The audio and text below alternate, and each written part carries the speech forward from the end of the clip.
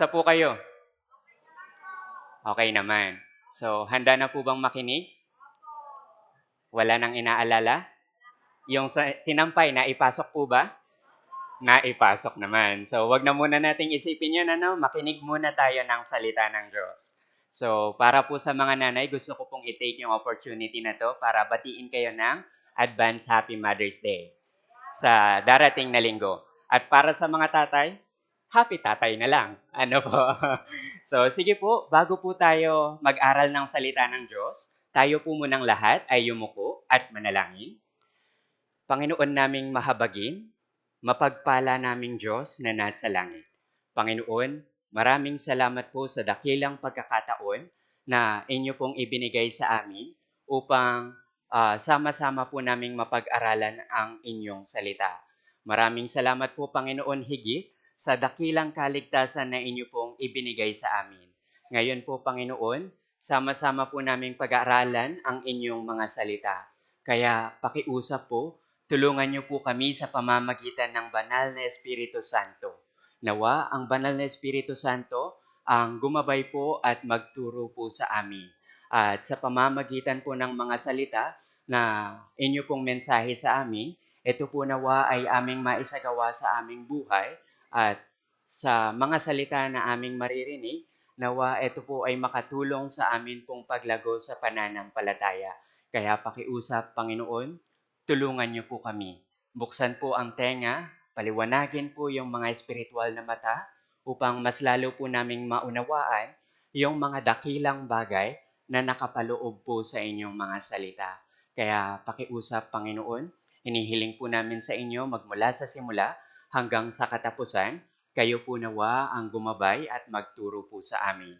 Inihiling ko din po, Panginoon, na hilagay niyo po sa aking mahihinang bibig yung mga aral na wasto, nararapat at napapanahon na makakatulong at makapagpapatibay sa lahat po ng mga kapatiran na nandito po ngayon.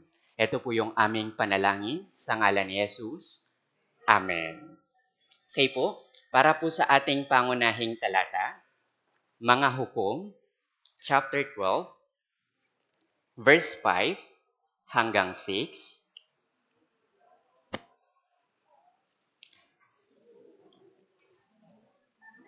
Mga Hukom, chapter 12, verse 5 hanggang 6. Nakita na po ba?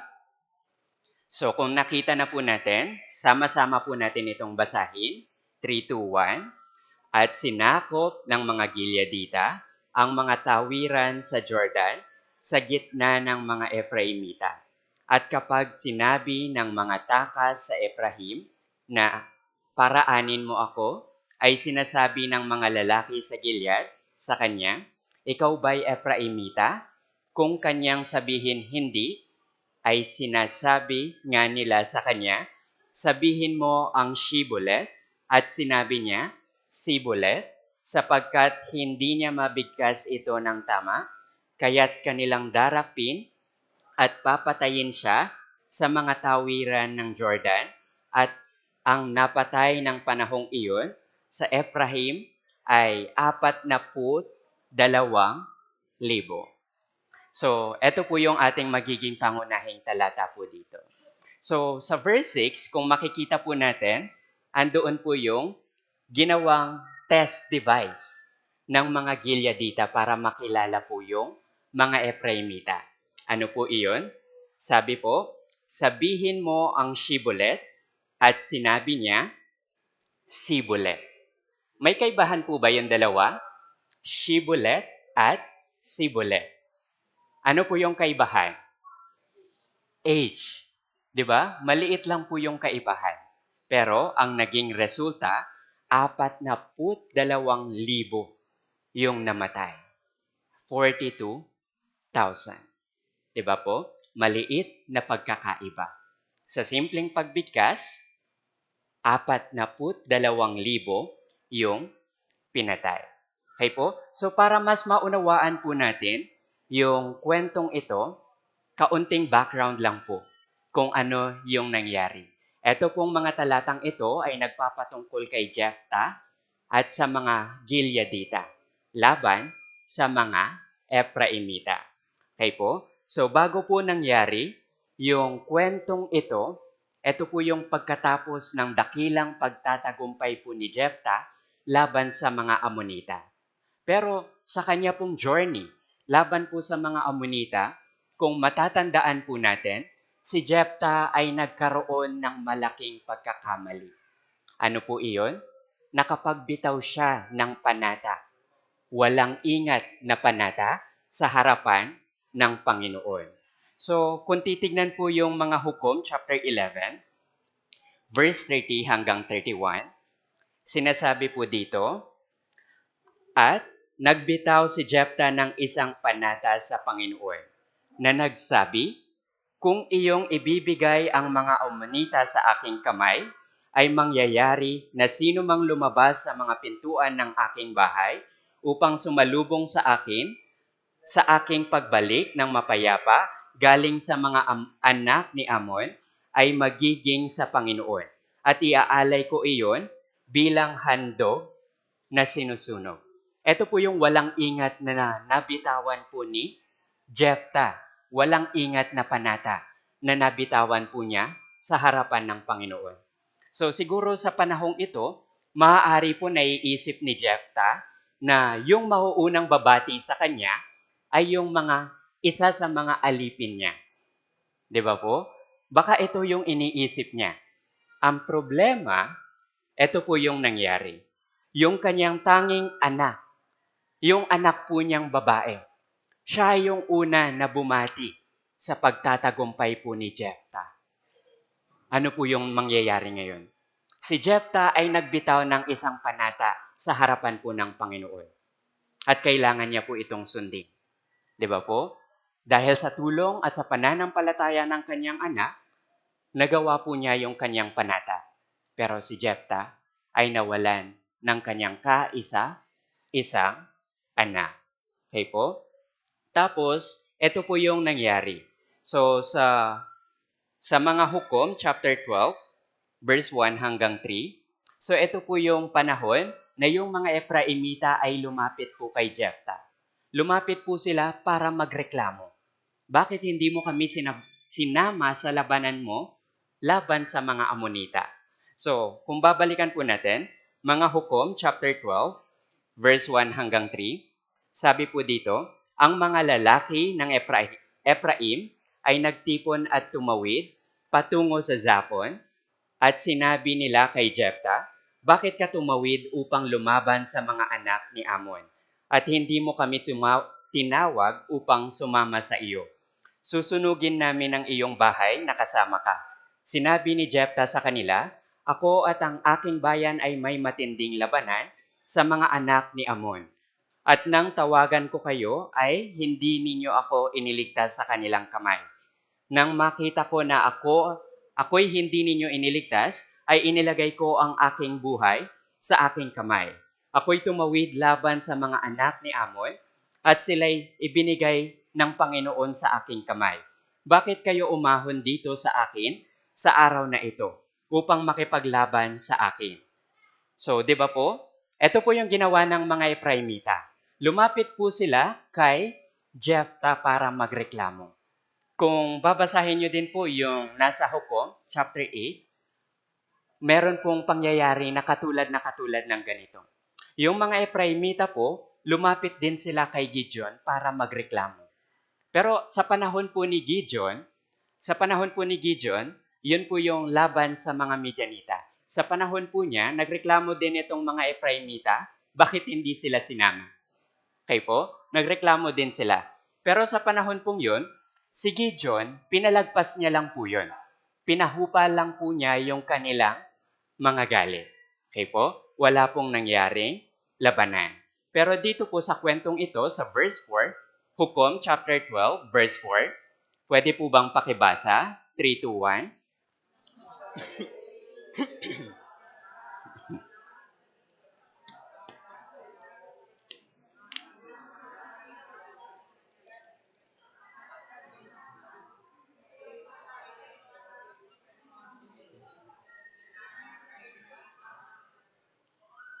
So, di ba po? Nang magkagayoy tinipon ni Jepta ang mga lalaki sa Gilead at nakipaglaban sa Ephraim.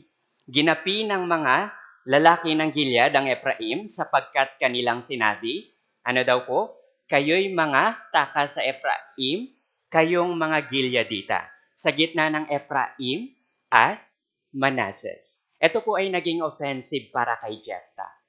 'Di ba po? Kung iisipin natin, hindi po nasabi sa Biblia kung ilang panahon yung pagitan ng Hukom chapter 12 at ng Hukom chapter 11. Nung yung anak ni Jephthah, kaisa-isang anak ni Jephthah ay nawala. Tapos may darating sa kanya na magrereklamo po sa kanya. 'Di ba po? Na-imagine niyo po yung situation na andito pa si Jephthah, nagluluksa pa sa kaisa-isa niyang anak. Tapos may pupunta sa kanya, Ephraimita, na mga kababayan niya pa, na magrereklamo sa kanya. Bakit hindi mo ito ginawa? Bakit hindi mo yan ginawa? So sa tingin po ninyo, ano yon nasa isip niya? At nagsabi pa sila ng mga salita na medyo masakit para kay Jephthah. Ano po yon? Kayo'y mga taka sa Ephraim, kayong mga Gileadita, sa gitna ng Ephraim at Manases. Ito po yung nagbadya ng digmaan sa pagitan ng Gileadita at ng mga Ephraim. Okay po? Sa verse 5, at sinakop ng mga Gileadita ang mga tawiran sa Jordan sa gitna ng mga Ephraimita. At kapag sinabi ng mga taka sa Ephraim na paraanin mo ako, ay sinasabi ng mga lalaki ng Gilead sa kanya, ikaw ba'y Ephraimita? Kung kanyang sabihin hindi, so meron po silang test na sasabihin. Ano po yon? Sabihin mo ang Shibolet at sinabi niya, si Bulet. Di ba po? Nagawa po, sa verse 5, nagawa ni ni Jephthah at ng mga Gileadita. Nasakupin po yung tawiran ng Jordan. Kaya yung lahat po ng mga papatakas na Ephraimita, doon po dadaan. Sa verse pa lang po na ito, makikita na natin yung tagumpay ni Jephthah. 'Di ba po? So, dito po nila inaano yung test device. Sa verse 6 ay sinasabi nga nila, sabihin mo ang Shibolet at sinabi niya Sibolet. Sapagkat hindi niya mabigkas ito ng tama, kaya't kanilang darakpin at papatayin siya sa mga tawiran ng Jordan, at ang napatay ng panahong iyon sa Ephraim ay 42,000. So, di ba? Maliit na pagkakaiba. Ito po yung bagay na ginamit ng mga Gileadita para malaman kung sino yung mga Ephraimita. Ano po ulit yun? Sabihin mo, Shibolet, at sinabi niya, Sibolet. Di ba po? Age lang yung pagkakaiba. Pero 42,000 yung namatay. So, dito po, ito pong aral na ito ay tumatak sa akin. Kasi ako po ay Kapampangan. So, kung mapapansin po ninyo, kapag binabanggit ko yung Ephraim, minsan nalalagyan ko ng age. Minsan wala. So, hindi ko sure kung napansin po ninyo. Pero mga Kapampangan, mga taga-Pampanga, nahihirapan po kami sa pagbigkas ng age. Yung walang age, nadadagdagan po namin ng age. Yung may age, siya naman po yung nawawalan ng age. Okay po? Halimbawa, hangin. Sa Kapampangan, ito po, angin. May pagkakaiba po ba? Hangin sa Tagalog, angin sa Kapampangan. Nakita niyo po yung pagkakaiba? Di ba po? Merong pagkakaiba. Okay po? Dahil po sa pagkakaibang ito, marami yung namatay. At ang napatay ng panahong iyon sa Ephraim ay 42,000. So ano yung aral na gusto ko pong makuha po natin dito? Sabihin mo ang Shibolet at sinabi niya, Sibolet. Ano po yun? Tayo po bilang mga naligtas sa pamamagitan po ng dugo ng Panginoong Heso Kristo, dapat po makita sa atin yung pagkakaiba. 'Di ba po? Hindi na tayo taga-sanlibutan. 'Di ba po? Tayo ay sa Diyos na ngayon. Kaya dapat sa atin makita yung pagkakaiba. Okay? Ano ba yung espiritual na kahulugan ng sabihin mo ang Shibolet at sinabi niya Sibolet para sa atin? Ito po ay patungkol sa pananampalataya. 'Di ba po? Yung pagsabi ng shibboleth, masasabi natin ito ay ang tunay na pananampalataya. Tunay na pananampalataya, tanging sa dugo ng ating Panginoong Hesukristo, tayo ay naligtas. 'Di ba po? At yung shibboleth, masasabi naman po natin ito yung mga huwad o yung mga hindi siguradong turo. Walang kaalaman sa Biblia. Nakabase lang po ayon sa karanasan. Nakabase lang po ayon sa pakiramdam. Pero sa atin, alam po natin. Kilala po natin kung sino yung ating sinasampalatayanan. Tama po ba? Kaya tayo ay sigurado sa ating kaligtasan. Sigurado po ba? Lahat po ba sa langit na mapupunta? 'Di ba po? Ito ay biyaya. Biyaya ng ating Panginoong Hesukristo. Kaya, dapat po makita sa atin na tayo ay talagang ligtas. Dapat makita ng iba na tayo ay alagad ni Kristo. Dapat makita sa atin yung pagkakaiba mula sa mundo. Okay po? So, mga Kawikaan chapter 16, verse 25. So, mayroon pong pananampalataya, mayroong tunay na pananampalataya at mayroon din pong hindi siguradong pananampalataya na magdadala sa kamatayan. Okay po? Kawikaan chapter 16 verse 25. Basahin po natin, 3, 2, 1. Mayroong daan na tila matuwid sa isang tao. Ngunit mga daang tungo sa kamatayan ang dulo nito. 'Di ba po? May mga daan na tila matuwid sa isang tao. Ngunit ang mga daang ito ay tungo po saan? Sa kamatayan. 'Di ba po? Yung lahat ng tao nagnanais po na mapunta sa langit. Wala naman po sigurong tao na ayaw mapunta po sa langit. 'Di ba? Ang problema po, nadadaya po sila. Hindi nila alam kung ano yung nakasulat sa Biblia. Kaya, yung kanilang pananampalataya ay nananatili pong duda para sa kanila. At pagdating po ng araw ng paghuhukom, pagkatapos ng kamatayan ay darating po yung paghuhukom. At saan po sila mapupunta? Sa impyerno. Sabi po sa Mateo chapter 13, verse 30, hayaan ninyong magkasama silang tumubo hanggang sa anihan. At sa panahon ng pag-aani, ay sasabihin ko sa mga manggagapas, tipunin muna ninyo ang mga damo at pagbigkisin ninyo upang sunugin. Ngunit tipunin ninyo ang trigo sa kamali. Yung trigo, ito po ay nangangahulugan sa mga ligtas. Pero yung damo, ito po yung mga hindi pa ligtas. Di ba po? Yung Biblia, lagi po tayong, tignan na lang po natin. Ikalawang Korinto chapter 13, verse 5. Ikalawang Korinto chapter 13, verse 5. Mahalaga po ito. Basahin po natin. 3, 2, 1. Siyasatin ninyo ang inyong mga sarili kung kayo'y nasa pananampalataya. Subukin ninyo ang inyong mga sarili.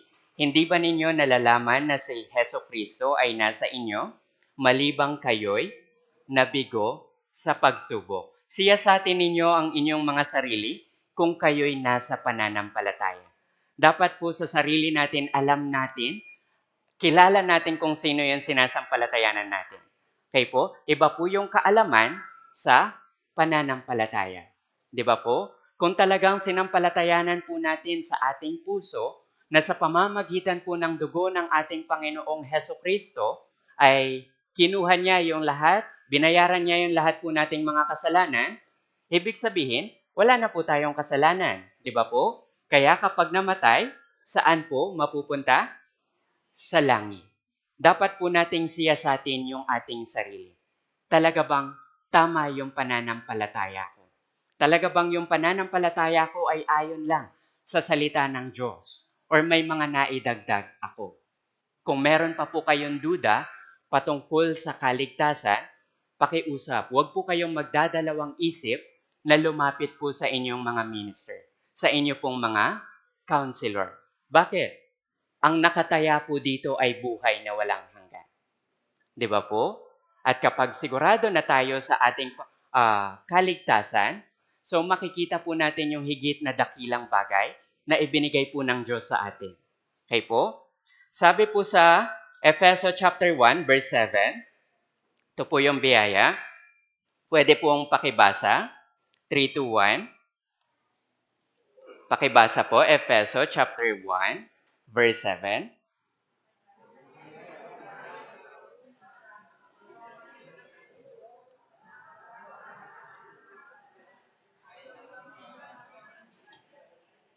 Di ba po? Sa Kanya'y mayroon tayong katubusan sa pamamagitan ng Kanyang dugo na kapatawaran ng ating mga kasalanan ayon sa kayamanan ng Kanyang biyaya. Biyaya. Di ba po? Ayon sa kayamanan ng Kanyang biyaya. Tinulungan po tayo ng Espiritu Santo upang ito ay ating masampalatayanan. Efeso chapter 2, verse 8 hanggang 9. Babasahin ko po para sa inyo. Sapagkat sa biyaya, kayo'y naligtas sa pamamagitan ng pananampalataya. At ito'y hindi sa pamamagitan ng inyong sarili. Ito'y kaloob ng Diyos. Hindi sa pamamagitan ng mga gawa upang ang sinuman ay huwag magmalaki. Maging yung pananampalataya po natin sa Diyos ay kaloob ng Diyos.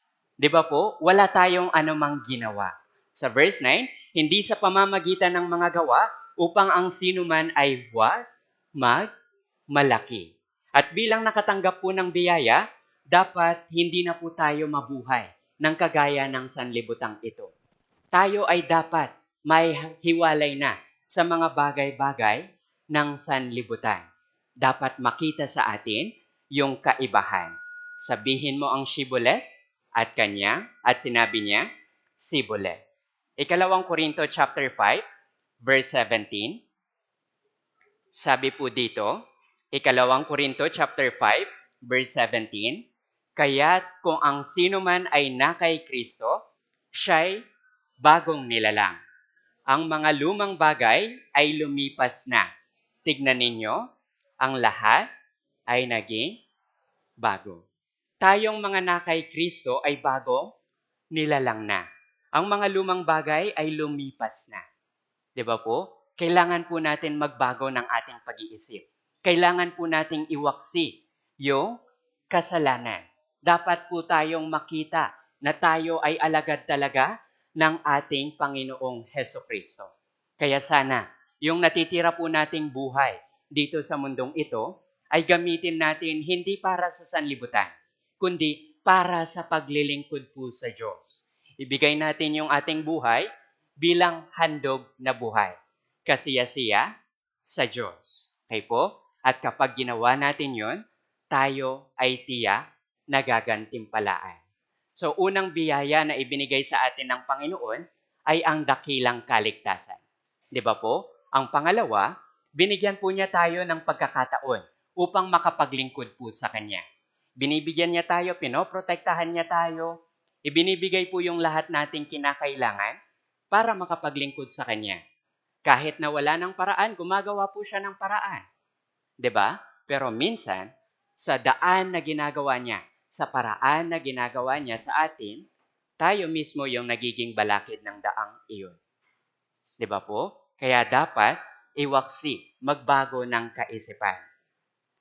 At kapag ating ginawa po ito, tiyak na tayo ay may gantimpala. So, Apocalypse chapter 22, verse 12. Apocalypse chapter 22, verse 12. Pwede pong pakibasa. 3, 2, 1.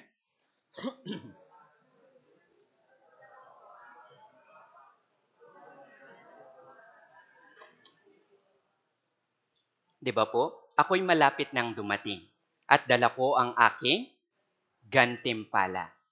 Biyaya po, di ba? Na sinundan pa ng biyaya. Tayo po ay naligtas. At ngayon, binigyan po tayong ng pagkakataon para maglingkod sa Diyos. Para magkaroon po tayo ng karangalan sa Kanya.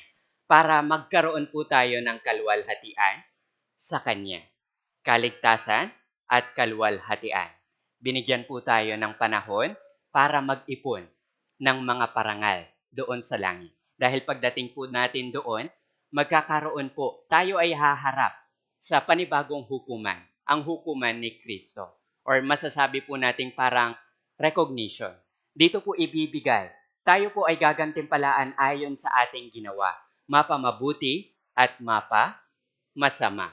Di ba po? So sabi po ni David sa mga awit, chapter 62, verse 7, nasa Diyos ang aking kaligtasan at aking karangalan. Ang aking makapangyarihang bato, ang Diyos ang aking kanlungan. Dito po nabanggit ni David ang nasa Diyos ang aking kaligtasan at aking karangalan, kalwal, hatian. Pagkatapos ng kaligtasan, maaari po tayong magkaroon ng maraming kalwalhatian, maraming gantimpala. Maging si Apostol Pablo po sa ikalawang Timoteo chapter 2, verse 10, sabi po dito, kaya aking tinitiis ang lahat ng mga bagay dahil sa mga hinirang, upang kamtan din nila ang kaligtasan kay Kristo Jesus na may kaluwalhatiang walang hanggan. Kaluwalhatiang walang hanggan. Di ba po? Merong kaluwalhatiang walang hanggan na maaari po nating makuha. Pero paano po natin ito makukuha? Paano po tayo magiging iba sa sanlibutan? Paano natin masasabi shibboleth imbes na siboleth? Paano natin maipapakita sa kanila na tayo ay mga alagad ni Kristo? Ano po yung una? Iwaksi yung kasalanan. Di ba po? Kailangan nating iwaksi yung kasalanan. Bakit? Sa dinami-dami po ng mga bulaang turo sa panahon po ngayon, napakahirap na pong mag-evangelize. Di ba? Kaya kung tayo ay magsasalita lang, pero wala naman tayong mga gawa, ano yung makikita nila sa atin? Ano yung mangyayari? 'Di ba? Parang ituturing lang nila tayo na parang normal lang. Kasi wala naman silang nakikitang kaibahan. 'Di ba po? Kaya kailangan maipakita natin yung kaibahan sa kanila. Yung buhay natin pagkatapos ng kaligtasan, ang lahat po ng mga mangyayari ay itatala na ng Diyos. Maging mabuti at masama. Yung mga mabuti nating ginawa ay gagantimpalaan. 'Di ba po? At sa paglilingkod po nating ito, dapat maging malinis tayo. Para yung Espiritu Santo ay kumilos po sa atin. Para yung relasyon po natin sa Diyos ay hindi masira. 'Di ba po? Yung tampuhan, kumbaga. 'Di ba? So kung mag-e-evangelize tayo ng may kasalanan sa atin, sa tingin niyo po ba mag-work yung evangelism na yon? Mag-i-invite tayo. Pero ang nakikita sa atin, nagiinom, naninigarilyo, nagsusugal. Ano ba yung sugal ngayon? Tong-its. May makabago ba? Ayun, may ganon. So, di ba po?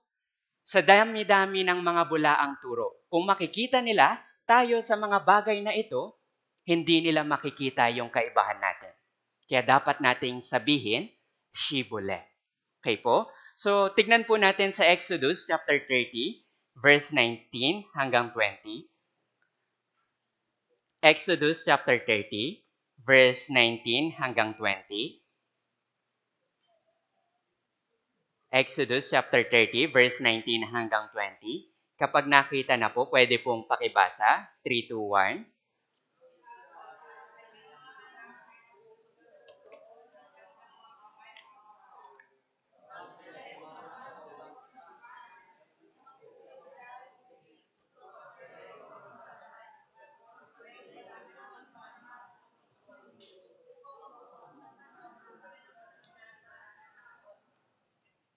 So, di ba po, sila Aaron, bago po sila pumasok doon po sa toldang tipanan, ano po yung ginagawa nila? Naguhugas po sila sa tubig. Di ba po? Bago sila maglingkod sa Diyos, naguhugas po sila sa tubig. Tayo din po. Sana sa paglilingkod po natin sa Diyos ay walang kasalanan. 'Di ba? Kasi kung tayo ay maglilingkod sa Diyos nang may kasalanan po sa atin, pagkakataon na po sana yun para tayo ay gantimpalaan.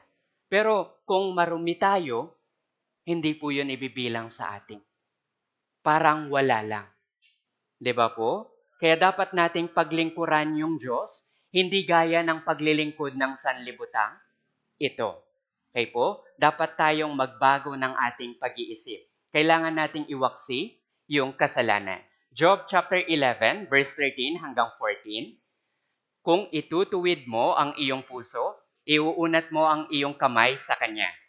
Kung ang kasamaan ay nasa iyong kamay, ilayo mo ito at huwag nawang manirahan ang kasamaan sa iyong mga tolda. At huwag nawang manirahan ang kasamaan sa iyong tolda. Ano po ito? Ano po yung toldang binabanggit po dito? So, yung tolda pong ito po yung ating katawan. Okay po? Ito po yung ating bahay. Ito po yung ating workplace. Ito po sa mga estudyante, ito yung kanilang eskwelahan. Ito yung church. 'Di ba po? Sa mga bagay-bagay na ito, namumuhay po tayo bilang Kristiyano. 'Di ba po? Dapat yung buhay natin sa church ay hindi iba sa buhay natin sa bahay po natin. 'Di ba po? Dapat kung paanong nagbabasa sa church, kung paanong nananalangin sa church, ay ganun din po sa bahay. Ganun din po sa pinagtatrabahuhan. Ganun din po sa eskwelahan. 'Di ba po? Yung buhay natin ay dapat maging isa lang. Hindi yung kapag nasa bahay ka, ibang tao ka. Taga-sanlibutan ka. Pero kapag nasa church ka, ay nasa Diyos ka. 'Di ba po? Dapat yung ating pamumuhay Kristiyano sa lahat, nasaan man tayo, ano po yung dapat nating maluwalhati? Yung pangalan ng Panginoong Jesus. Dapat kahit nasaan tayo, makita tayo na tayo'y alagad ni Kristo. Sa ating katawan, kung paanong pinipigilan natin yung mga kasalanan, opo, mahirap. 'Di ba? Nasa flesh pa tayo, nasa katawan pa tayo. Napakahirap po talagang labanan ng tukso. 'Di ba? Pero kasama po natin yung Diyos. 'Di ba? Hindi niya tayo binibigyan ng tukso sa higit sa ating makakaya. At kapag yung tukso ay higit na sa atin, nagbibigay po siya ng escape route para makaalis po tayo doon. 'Di ba po? Yun yung Panginoon natin. Kasama po natin siya. Kaya sa paglaban sa kasalanan, hindi po tayo nag-iisa. Ang sa pagwaksi sa kasalanan, hindi po tayo nag-iisa. Tutulungan po tayo ng Diyos. Ano lang yung kailangan? Ano lang yung dapat mauna? Yung puso. Kailangan natin magbago ng pag-iisip. Pero kung wala sa isip mo na magbago, baka ang matanggap mo, imbis na gantimpala, parusa, disiplina. 'Di ba po? Sabi po sa ikalawang Samuel, chapter 22, verse 21. Ikalawang Samuel, chapter 22, verse 21.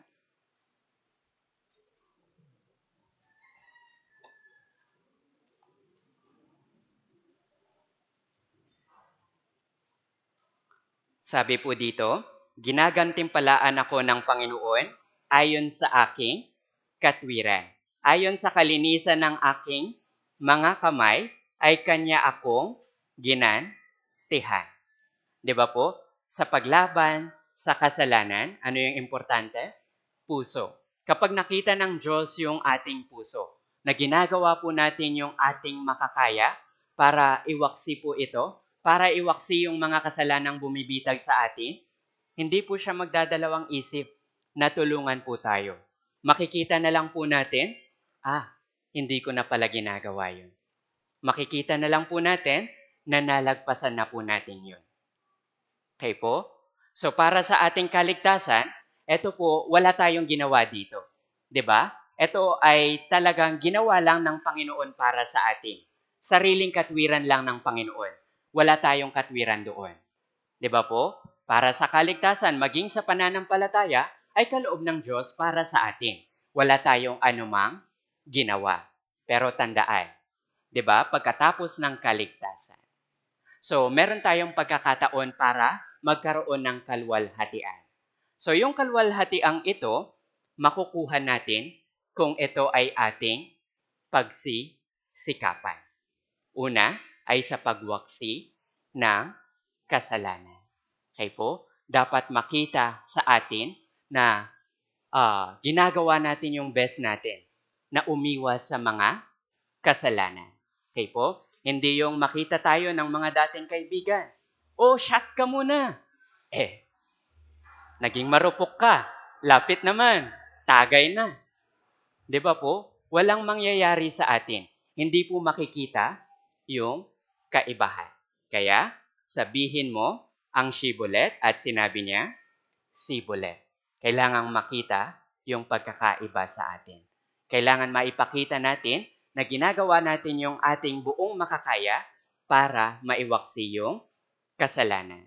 Kasunod, paano po maipapakita yung kaibahan sa atin? Una po, sa pamamagitan ng salita ng Diyos.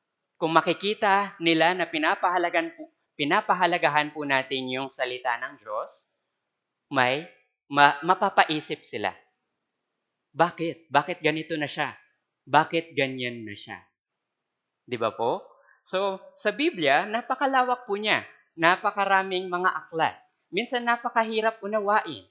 Di ba po? Pero kung yung ating puso, yung ating pagpapahalaga ay nandito, yung Espiritu Santo din po yung tutulong para makuha natin yung mga mensahe na dati hindi natin nauunawaan. 'Di ba po? Mga Awit chapter 19 verse 10 hanggang 11. Mga Awit chapter 19 verse 10 hanggang 11. Mga Awit chapter 19 verse 10 hanggang 11. So, mahalaga po ito, kaya sama-sama po nating basahin.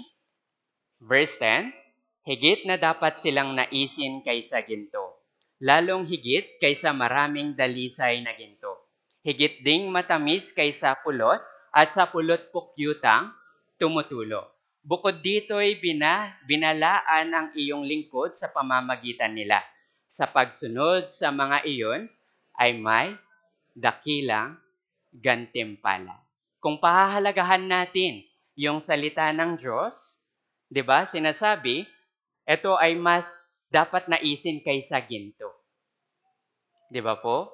So yung salita po ng Diyos hindi siya nagbabago magpakailanman. Kapag mayaman po tayo sa salita ng Diyos, mas lalo po nating nararamdaman. Mas lalo po nating nakikita yung mga pangako ng Diyos. 'Di ba po? Bakit po ba tayo baling sa sanlibutan? Kasi hindi po natin nakikita yung pangako. Nakakalimutan po natin yung pangako. Pero kung lagi natin makikita yung pangako, yung mga pangakong ito, yung magiging driving force para magawa natin yung kalooban ng ating Panginoon. Para maisagawa natin yung salita niya. At kapag ginawa natin ito, sinasabi na mayroong dakilang gantimpala. Pero sa pagpapahalaga po sa salita, paano ba natin ito mas magagawa? 'Di ba?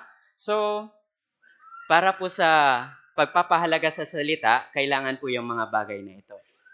So, ayan. Pangarap ko na magkaroon na sa salangkaan ito. So, una, sa pagpapahalaga po sa salita, 'di ba po, kagaya ng ginagawa po natin ngayon. Ano po yung ginagawa natin? Nakikinig sa salita ng Tagalog na nga lang, baka magkamali pa ako sa spelling. Po.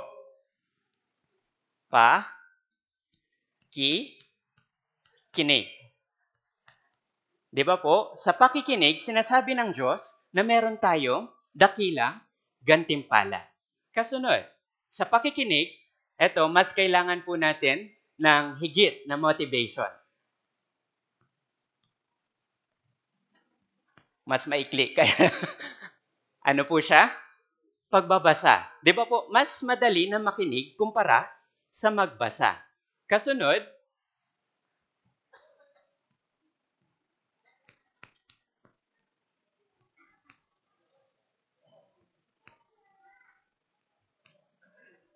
Meditation.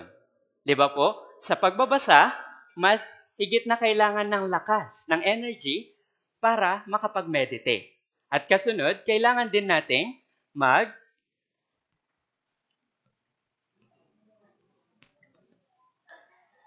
memorize. Di ba po? At pinakahigit sa lahat ay yung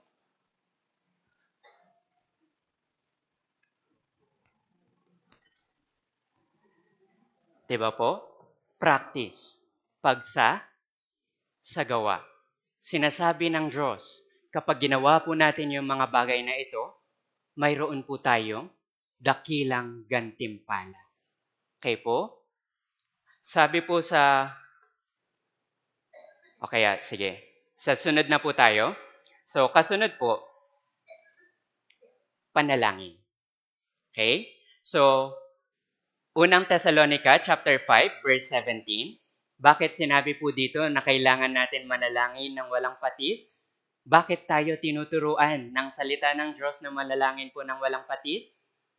Kasi yung pag-aalala, yung kasalanan, higit sa lahat yung mga tukso ni Satanas.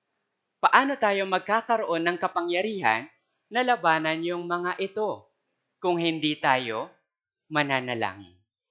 Di ba po? At yung pananalangin, ito po yung way natin para magkaroon ng fellowship sa ating Panginoon. Sa simpleng panalangin po natin, meron po tayong gantimpala. So, di ba? Tayong mga ligtas, pinapakinggan na po yung ating panalangin. Hindi po gaya noong bago tayo naligtas, wala pong ibang pinapakinggan yung Diyos kung hindi yung panalangin ng pagsisisi. Di ba po? Kasi hindi sila pinapakinggan ng Diyos. Pero tayo, biyaya. Bakit? Kasi pinapakinggan po tayo ng Diyos sa lahat nating mga daing sa Kanya. Di ba po? Sa tao. Minsan, nagkukwento tayo pero hindi na pala siya nakikinig. Di ba po? Pero yung Diyos, papakinggan niya po tayo. Di ba po? Kaya nga, yung pananalangin ng walang patid ay makakatulong po sa atin para makuha natin yung kapangyarihan ng ating Panginoon. Okay po? Kasunod.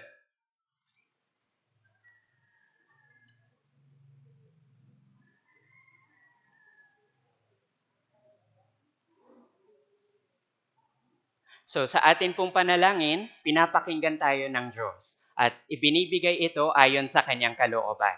So di ba po, minsan humihingi tayo sa kanya pero bakit hindi dumarating? Naiinip tayo.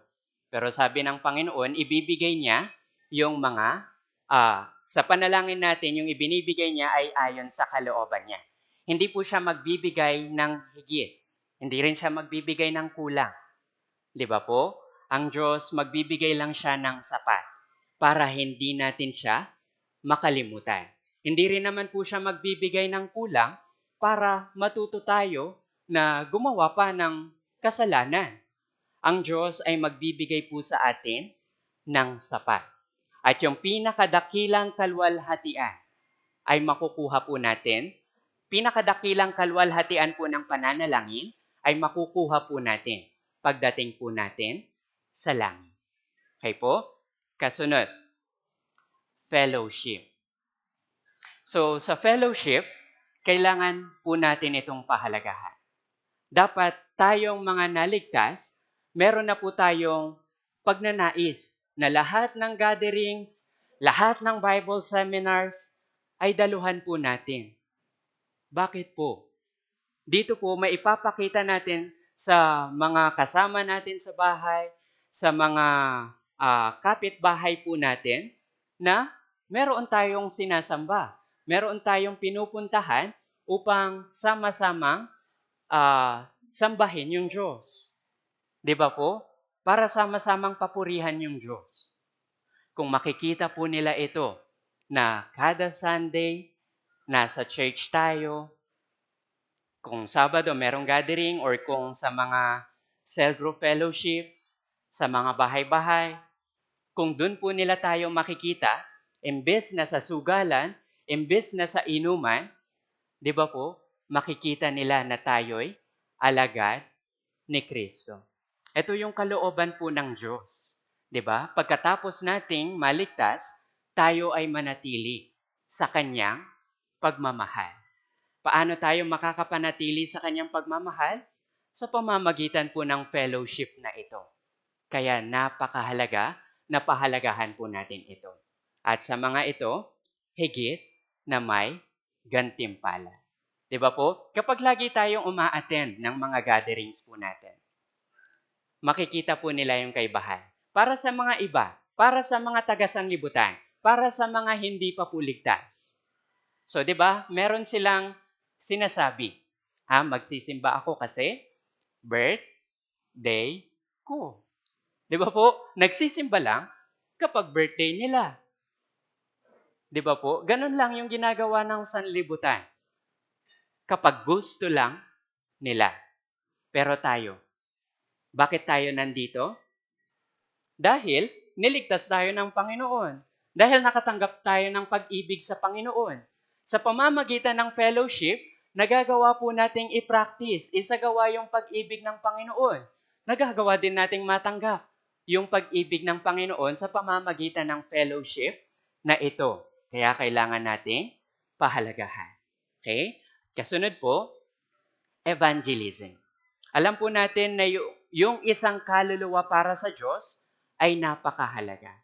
Kung makikita po sa atin yung halimbawa, makikita yung kaibahan sa atin, magiging automatic na po yung evangelism. 'Di ba po? Ito pong baso, kapag napuno po siya, aapaw. 'Di ba po? Ganon din naman. Para po makapag-evangelize, kung tayo, sapat tayo sa salita, sa panalangin, at sa fellowship, mayaman tayo, kusa po na makikita sa atin yung liwanag ng Diyos. Kusa po na mararamdaman sa atin yung pag-ibig ng ating Panginoon. Kasunod po, paano pa maipapakita yung ating kaibahan? Sacrifice. So sacrifice po, Mateo chapter 10, verse 42. Mateo chapter 10, verse 42. Mateo chapter 10, verse 42. Basahin po natin. 3, 2, 1.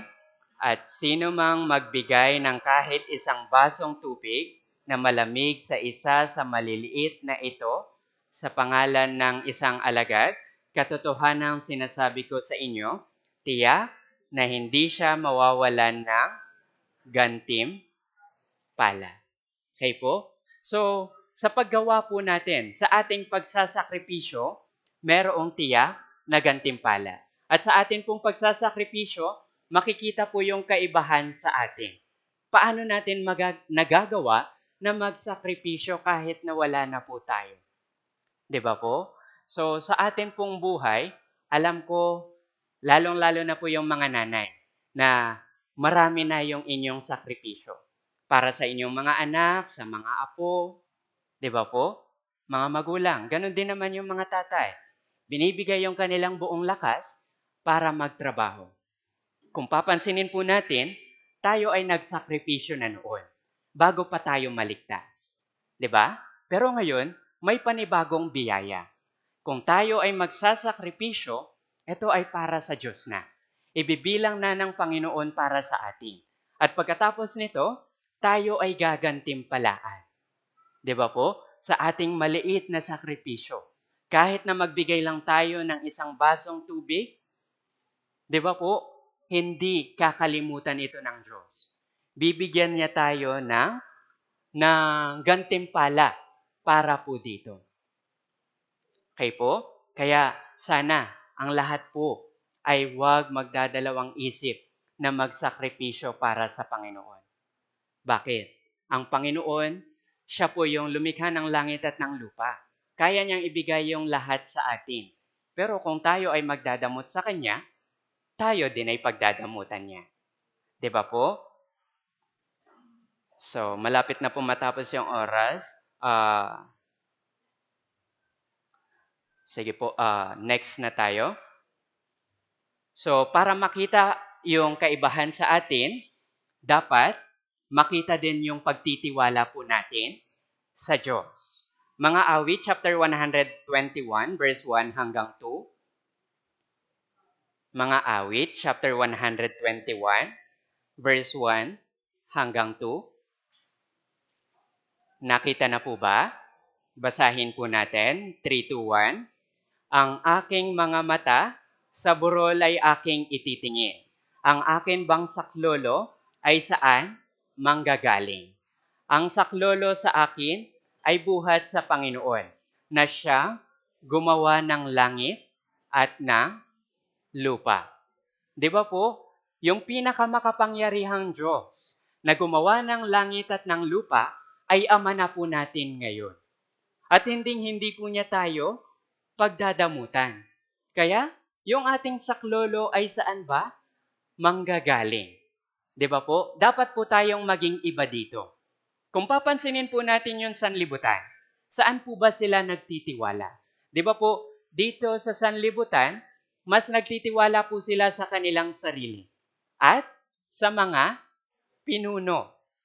Di ba po? Tayo, kapag wala tayong bigas, Mayor! Ganun ba? Di ba po? Kapag kailangan natin ng tulong, sino yung una nating hinihingan? Si Mayor ba? Si Governor? O yung Diyos? Dapat po tayong maunang humingi sa Diyos. Di ba po? Yung Diyos po yung magbibigay sa atin ng lahat po nating kinakailangan. Yung saklolo natin, hindi po manggagaling sa mga pinuno, sa ibang mga tao. Yung Diyos po yung magbibigay sa atin nito. Ang kailangan lang po natin, magtiwala sa Kanya. Handa po siya na ibigay yung mga ito. Di ba po? Kung hindi tayo magtitiwala, wala talaga tayong makukuha. Kaya imbis na magtiwala sa tao, mas magtiwala po tayo sa Panginoon. Ang Panginoon ay sagana. Sagana po niya tayong bibigyan ng Kanyang biyaya. Okay po? So, sige po, hanggang dito na lang sa ngayon. Tayo pong lahat ay yumuko at manalangin. Panginoon naming mahabagin, mapagpala naming Diyos na nasa langit. Panginoon, maraming salamat po sa dakilang kaligtasan na inyo pong ibinigay sa amin. Maraming salamat din po, Panginoon, dahil binigyan niyo po kami ng oras upang amin pong mapag-aralan yung inyong mga salita. Salamat po, Panginoon, dahil sa pamamagitan ng inyong mga salita, inyo pong ipina-refresh sa amin na kayo po yung nagpo-provide ng lahat, na ang kailangan lang po namin ay magtiwala sa inyo, na sa lahat po namin gagawin, kasama ka po namin. Sa paglaban po namin sa kasalanan, sa pagwaksi namin ito, alam po namin na kami ay tutulungan ninyo. Kaya pakiusap, Panginoon, tulungan po yung bawat isa. Tulungan po yung bawat isa na magkaroon ng puso na nagnanais po talagang maghandog ng kanilang buhay, na handog na buhay na kasiyasiya po para sa inyo. Tulungan po kaming lahat na yung pangalan nyo lamang po yung maluwalhati po namin. Kaya muli, Panginoon, maraming salamat po sa lahat ng biyaya. Ito po yung aming samot dalangin sa ngalan ni Jesus. Amen.